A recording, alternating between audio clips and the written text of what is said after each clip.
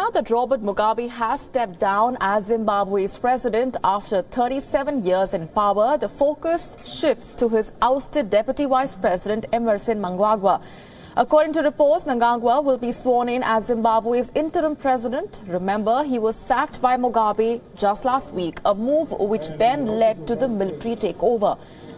Mnangagwa was pushed aside as unpopular First Lady Grace Mugabe positioned herself to replace him and succeed her husband.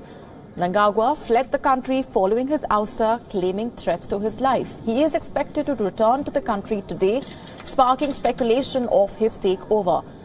Nicknamed the Crocodile on account of his political longevity and survival skills, Mnangagwa has for years been thought to be biding his time, ready to take over from Mugabe. But what is preying on the minds of Zimbabweans is that they might be going from one tyrant to another. And here's the man who is all set to become Zimbabwe's next president. Take a look at this report.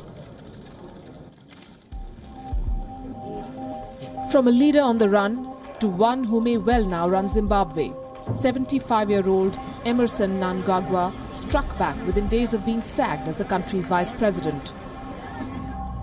The ruthless regime of Robert Mugabe could well be replaced by an equally ruthless rule of Mnangagwa. Like President Mugabe, Mnangagwa is also a veteran of the country's independence struggle. Nicknamed the Crocodile after his clan's totem, Mnangagwa is considered close to Army Commander Constantino Chiwenga, who engineered the swift military takeover. A bitter rival of First Lady Grace Mugabe, he took his sacking as vice president as a personal affront. Mnangagwa had vowed to return from exile and take charge of the country soon after his sacking early this month. Long rumoured as heir apparent to Mugabe, he became his rival when the 93-year-old leader's wife, Grace, began taking an active interest in the affairs of the government. Mnangagwa is known as a ruthless administrator. He was the country's spy master at the civil conflict of 1980s when thousands of people were killed. He was also blamed when opposition supporters were attacked after the 2008 polls. Mnangagwa is also credited for the commercial activities undertaken by the Zimbabwe African People's Union Party. Unlike Mr. Mugabe, who belongs to the Zezuru group, Mnangagwa is from the Karanga community, a subgroup of Zimbabwe's majority Shona community. He grew up in Zambia and was trained as a lawyer.